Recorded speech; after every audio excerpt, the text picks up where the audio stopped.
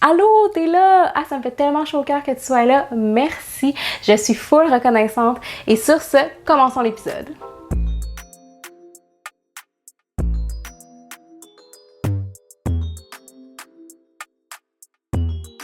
Bienvenue à un autre épisode de Chosen, le podcast. Je suis votre animatrice Madé, puis je suis tellement contente d'être ici pour l'épisode numéro 7.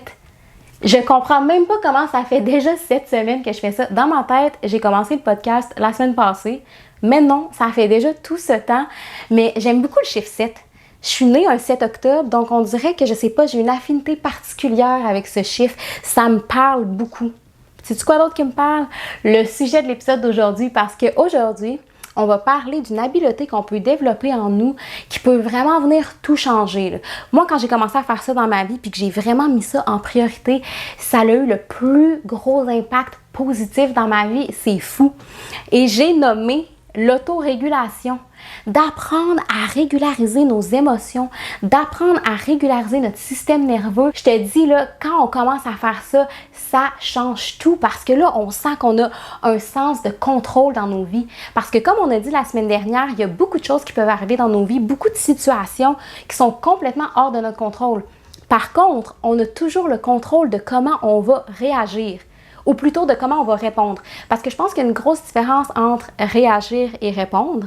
Réagir, c'est très instinctif. C'est sur le coup du moment, c'est nos émotions qui prennent le dessus, on réagit. Répondre, c'est vraiment de prendre le temps, d'observer la situation, puis de décider comment on va gérer ça. Répondre, c'est beaucoup plus réfléchi.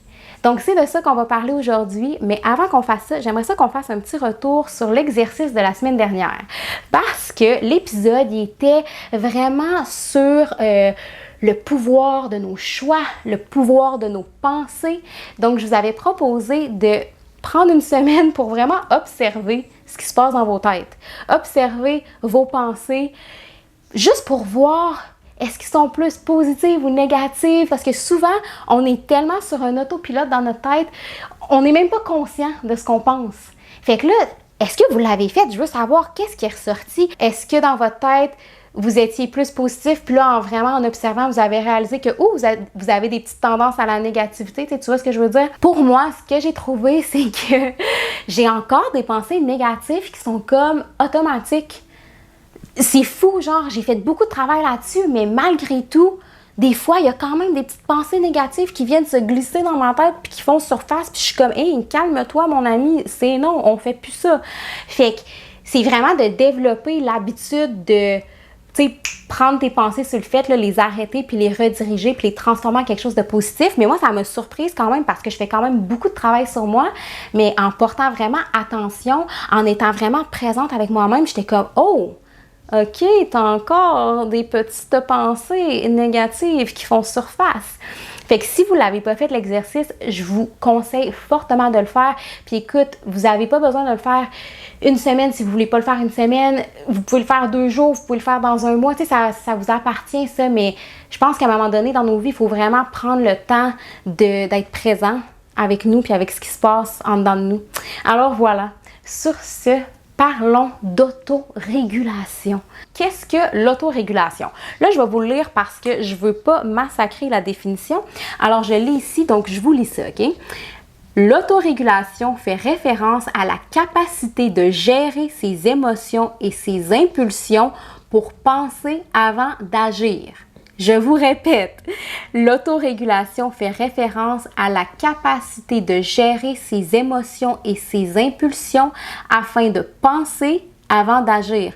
Donc, ça consiste à faire une pause entre l'émotion et l'action.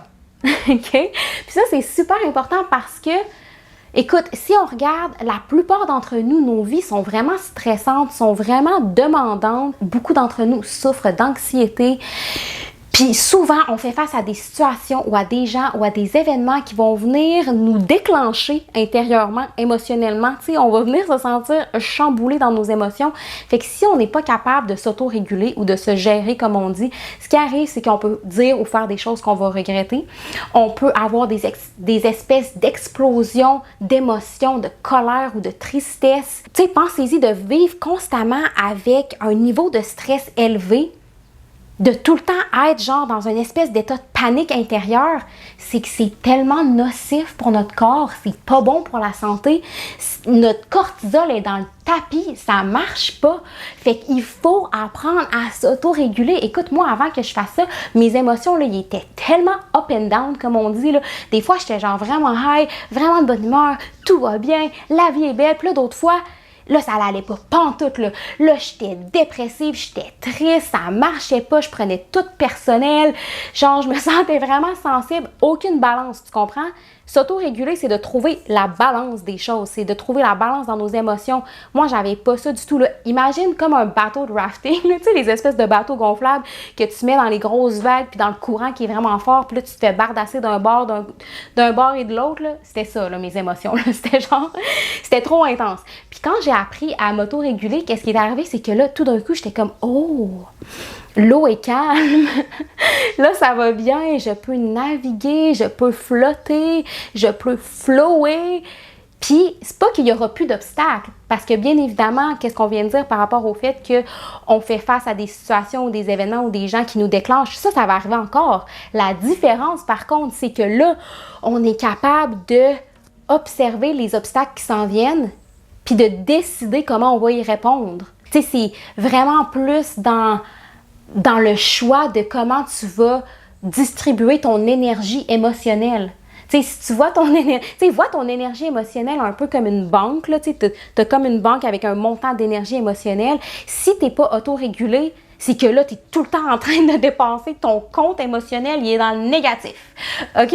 Mais là, quand tu apprends à t'autoréguler, c'est que tu peux dire, sur cette situation-là ou sur cette personne-là, je vais dépenser tant d'émotions, tu sais, je vais dépenser tant d'énergie émotionnelle. Tu comprends ce que je veux dire? Fait que c'est super important de faire ça. Puis aussi, c'est que non seulement c'est nocif pour nous, pour notre santé mentale, notre santé physique, de vivre constamment stressé puis dérégulé, mais c'est aussi que c'est nocif pour les gens autour de nous.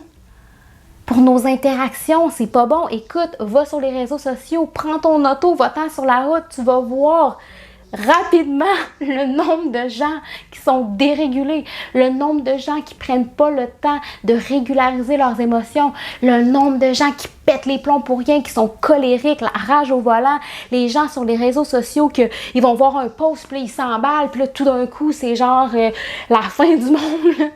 Ça, c'est des gens qui sont pas autorégulés. Tu veux pas être cette personne-là, je te garantis. Fait que pour le bien de toi-même et pour le bien du reste du monde, s'auto-réguler, c'est super important. Tu sais, il faut voir ça comme, admettons, comment je peux dire ça? Tu sais, il faut être comme les premiers répondants, les premiers intervenants de nos vies. Je sais pas si ça fait du sens, qu'est-ce que je veux dire. Je vais m'expliquer, OK? Imaginez genre une situation vraiment tragique, genre un accident ou un feu, ou juste une situation de danger, là, tu sais, quelque chose de vraiment intense. Qui qu'on appelle en premier? Bien, on appelle les premiers répondants, on appelle les pompiers, les ambulanciers, les policiers, parce que ces gens-là, ils sont entraînés, ils ont eu le training nécessaire pour être capables de gérer leur stress, pour pas laisser leurs émotions prendre le dessus, pour être capables d'arriver dans n'importe quelle situation vraiment stressante de façon objective, avec une tête sur les épaules, pour être capable de décider la meilleure solution qui peut être le plus bénéfique pour toutes les gens qui sont dans la situation. Fait qu'il faut devenir ça pour nous-mêmes, il faut devenir ça dans nos propres vies. Hey, c'est tellement mieux parce que là, non seulement ça t'aide, mais tes relations avec les autres vont tellement être améliorées. Hey, moi, je me rappelle, là, mes ex, là, dans mes relations du passé, là, ils devaient capoter, là. Ils devaient se dire, my God, cette fille-là est tellement comme all over the place, comme on dit, là, ses émotions sont tellement partout. Tu sais, comment on bâtit quelque chose de sain dans ce temps-là? C'est impossible. Il faut vraiment guérir son système nerveux. C'est tellement important. Alors là, vous allez me demander, mais comment on fait ça? Je pense que la première chose, c'est vraiment ce que je viens de dire, c'est de guérir son système nerveux. Parce que je pense qu'il y a beaucoup d'entre nous que notre système nerveux, il est tellement dérégulé depuis longtemps.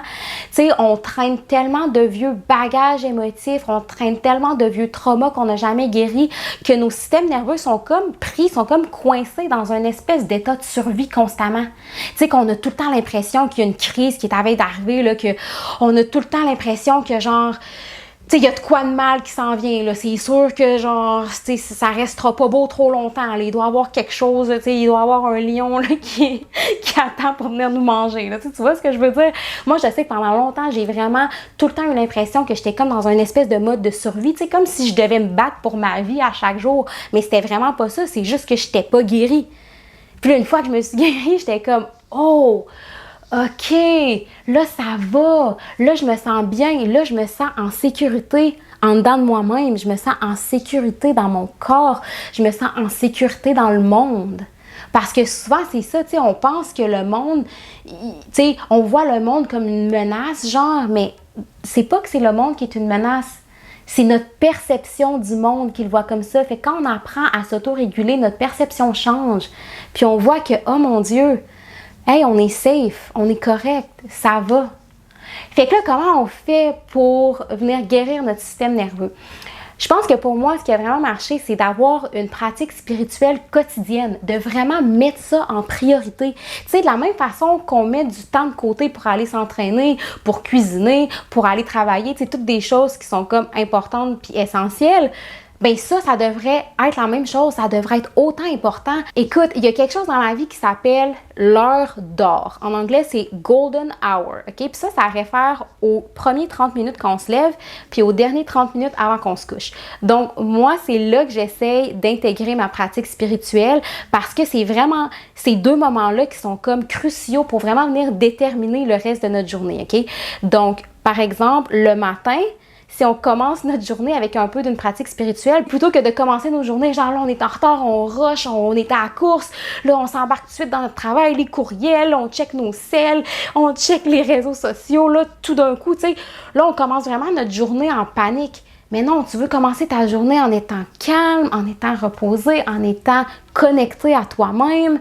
Comme ça vient vraiment donner une indication à ton système nerveux que le reste de la journée va bien se passer. Tu sais, c'est comme vraiment t'établir avec ton système nerveux, ça va être quoi le vibe de la journée.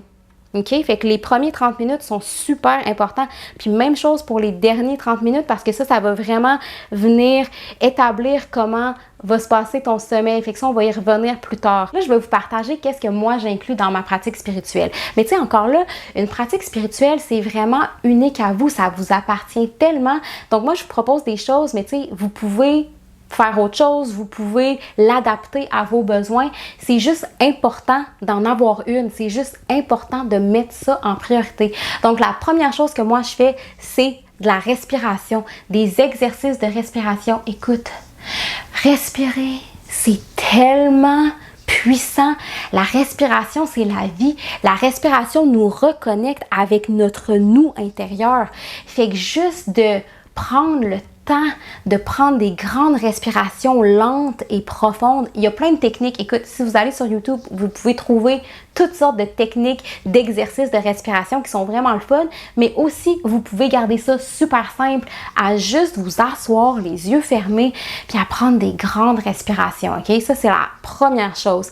La deuxième chose, c'est de méditer. Là, écoute, je suis certaine que la plupart des choses que je vais vous proposer, vous les connaissez déjà. Sauf que pour une raison ou une autre, vous ne les faites pas encore. Fait que là, on va changer ça, OK? Donc, en numéro 2, la méditation.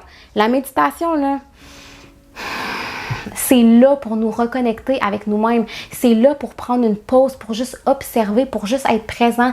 Il y a une espèce de mentalité par rapport à la méditation que pour méditer, il faut comme arrêter de penser que si on pense pendant qu'on médite, on le fait pas comme il faut. C'est pas vrai ça. C'est pas vrai. Le but de méditer, c'est pas d'arrêter nos pensées. Le but de méditer, c'est d'être présent avec nous-mêmes, d'être capable d'observer nos pensées, de les laisser passer sans réagir. Juste comme c'est des piétons là, qui passent, ils continuent leur chemin, puis c'est correct. Puis qu'est-ce qui arrive, c'est que plus on le fait, plus on se rend compte que nos pensées sont moins fréquentes, que notre esprit, notre tête est plus calme. Fait que c'est vraiment, ça marche la méditation quand on le fait régulièrement. Puis encore là, il y a plein de techniques de méditation, mais ça peut être super simple. Gardez ça simple, vous n'avez pas besoin de faire ça compliqué. Assis tes fesses sur un coussin, sur ton lit, sur une chaise, ferme tes yeux, respire, tu es en train de méditer, c'est pas plus compliqué que ça. Donc ça, c'est le numéro 2, méditer. Numéro 3, c'est de reconnecter avec la nature. La nature, là, elle a tellement un pouvoir de guérison, là. Tu sais, on est tellement déconnecté de nos jours avec la nature, puis c'est capoté parce que on est un avec la nature, là. On n'est pas différent de la nature, là. C'est pas la nature puis la race humaine, là. Non, non, non, on fait toute partie du même monde, on fait toute partie du même univers. Fait qu'écoute, on peut utiliser la nature à notre avantage, c'est d'avoir une belle relation avec la nature, c'est super, super bénéfique pour nous de faire ce qu'on appelle du grounding, là, d'aller mettre nos pieds dans le gazon ou d'aller marcher nu-pieds dans le sable ou juste d'aller prendre un arbre dans ses bras. Hey, moi, j'aime ça, là, comme je vais promener mon chien, je l'amène dans les trails, dans la forêt, puis là, moi, je vais être la fille, là, la bizarre, là, qui est là, qui prend un arbre dans ses bras, genre, puis les gens, ils doivent passer, puis ils sont comme « Oh my God, qu'est-ce qu'elle fait, elle? » Je colle un arbre, je me soigne. Fait que oui, les pouvoirs de guérison de la nature sont réels. Je vous conseille fortement. Puis en plus, ça, c'est l'été. Fait que profitez-en. Allez dehors, nu-pieds, mettez vos orteils dans le gazon, puis tout, là, ça fait super du bien. En numéro 4, c'est une technique qui s'appelle du EFT tapping, donc EFT. En anglais, c'est Emotional Freedom Technique Tapping. Vous pouvez trouver ça en ligne ou sur YouTube. Dans le fond, ça consiste à taper doucement sur certains points méridiens de notre corps. Puis on peut réciter des affirmations en même temps. C'est comme, mettons, on tape là, doucement comme ça ici sur le coin de notre œil en disant « Je suis en sécurité, je suis en sécurité, je suis en sécurité ». Puis là, on passe à l'autre point. Je crois qu'il y a 9 points différents sur le corps. Encore là, si vous allez sur Internet, vous pouvez vraiment trouver des routines où ils vous guident. Puis vous n'avez pas besoin de faire ça pendant 3 heures. Là, comme 5 à 10 minutes, là, hey, c'est tellement thérapeutique, ça marche pour vrai. Là, je vous le conseille fortement. En numéro 5, on a bougez votre corps. Là, mets une toune, 2 tounes. Je veux que tu ailles un dance party dans ta cuisine, dans ton salon, peu importe. Bouge ton corps, shake tes fesses, let's go. Parce que, écoute, on a tellement de stress puis de trauma qu'on garde dans notre corps, c'est capoté, surtout dans nos hanches. Fait que de vraiment bouger ça, ça fait tellement du bien, c'est tellement important. Puis écoute, si vous n'aimez pas ça danser, c'est correct. Vous pouvez faire d'autres choses. Vous pouvez faire, il y a des exercices somatiques qu'on appelle là, de shaking, là, de trembler, pour vraiment venir comme évacuer physiquement le stress puis l'énergie négative qui est dans notre corps. Écoute, vous pouvez faire, vous pouvez sauter sur place. Moi, je fais de la corde à danser. Vous pouvez, si vous voulez pas faire quelque chose qui demande tant d'énergie, vous pouvez faire du yoga ou de l'étirement. Le but de bouger, c'est vraiment de venir relâcher de façon physique le stress, puis l'émotion négative, puis tout ce qu'on a accumulé de négatif dans notre corps, OK? Donc, en numéro 5, je répète, shake your booty, bouge tes fesses, OK? Ensuite, on a de chanter, de faire des sons. Le son, là, ça a un énorme pouvoir de guérison. C'est fou. Écoute, de chanter tout haut, chanter dans la douche, chanter dans l'auto, ou même juste de fredonner. Peu importe ce que vous faites, fredonner. Ou tu sais, le son que les yogis ils font ou les gens qui méditent ils font pas ça pour le fun. Là. Il y a vraiment un but derrière ça. Ce son-là vient vraiment élever nos vibrations. Il vient vraiment élever notre fréquence énergétique. C'est capoté. Allez lire là-dessus. Je vous promets que vous allez trouver des informations que vous allez être comme « Oh my God, je commence à Om demain matin. » Moi, c'est ça que je me suis dit en lisant ça. J'étais comme « Quoi? » Juste de faire du Om, ça peut complètement venir changer ma vibration énergétique. J'adore ça. Puis en dernier, ben c'est de prioriser le sommeil et le repos. Guys, c'est tellement important de faire ça. Sérieux, je comprends pas pourquoi on vit dans une société qui met ça comme en dernier. Genre, on se dit non, tout ce que j'ai à faire est plus important que mon sommeil. Je dormirai une autre fois, je dormirai quand je suis mort, comme on dit. Quoi? Non, de pas dormir, c'est ça qui va te tuer, mon ami. Écoute, ça marche pas comme ça, là. C'est tellement important, c'est pas bon pour notre corps, c'est pas bon pour notre tête. C'est pour ça qu'on n'est pas capable de s'autogérer. C'est pour ça qu'on n'est pas capable de régulariser nos émotions. On est trop fatigué. émotionnellement, mentalement, on n'a pas la capacité de s'autogérer parce qu'on est brûlé. Fait que prioriser le sommeil, ça revient à ce que j'ai dit tantôt, tu sais, l'heure, la golden hour, là, l'heure d'or, là, les 30 dernières minutes de ta journée, là, écoute, fais-toi une routine de sommeil. Arrête d'être sur les écrans, arrête de checker ton cell, va prendre un bain, lis un livre, donne-toi un massage, demande à ton partenaire de te donner un massage. Respire. Écoute, n'importe quoi, juste pour préparer ton corps, juste pour indiquer à ton corps que là, c'est le temps de se reposer, c'est le temps de se recharger, c'est le temps de se réparer, parce que c'est ça qui arrive quand on dort. C'est ça qui arrive quand on est en sommeil. C'est que c'est là que notre corps se répare. C'est là que tout vient se recharger puis se reconstruire. Fait que si on se donne pas assez de ça, bien à chaque fois qu'on commence une journée, on est comme dans le moins, on est comme dans le négatif parce qu'on, tu sais, c'est comme si tu oublies de charger ta batterie de sel pendant la nuit. Tu vas te lever, ta batterie va être à terre. Comment tu penses utiliser ton sel? C'est la même chose avec toi. Si tu n'as pas une nuit de sommeil réparateur, comment tu fais pour fonctionner optimalement le lendemain? Comment tu fais pour être capable de te gérer? C'est impossible. Fait que prioriser le sommeil. Puis là, je ne sais pas si vous avez remarqué, là, mais toutes les suggestions que je vous ai données sont complètement gratuites. Il n'y a aucun coût relié à ça. Vous n'avez rien besoin d'acheter. Vous n'avez même pas besoin de sortir de chez vous, à part pour aller connecter avec la nature. Mais sinon, là, tout le reste se fait du confort de votre maison. Fait que c'est vraiment à vous de mettre ça en priorité. Vous avez juste besoin de votre personne et d'un peu de temps. Donc là, peut-être que vous me voyez venir avec l'exercice de cette semaine. Mais on va garder ça simple, OK? Mais ça va être vraiment ça. C'est vraiment de commencer à prendre l'habitude de se garder un petit temps en commençant notre journée puis en finissant notre journée pour vraiment venir se régulariser, OK? Donc, ce qu'on va faire, c'est que en se levant et avant de se coucher, on va prendre 12 grandes respirations, OK? C'est tout. C'est pas compliqué, là. Première chose en se levant, je veux que tu t'assoies et que tu te fermes les yeux. Grande respiration, 12 fois. La même chose avant de te coucher. Écoute, si tu as envie d'en faire plus, vas-y fort. Si tu as envie de faire autre chose ou d'ajouter quelque chose, vas-y fort. Comme on a dit tantôt, une pratique spirituelle, c'est tellement personnel à nous que, écoute, il faut vraiment l'adapter à ce qu'on veut puis à ce qui va nous faire sentir bien. Donc, je vous invite d'un peu jouer avec ça puis de venir adapter ça à vos besoins.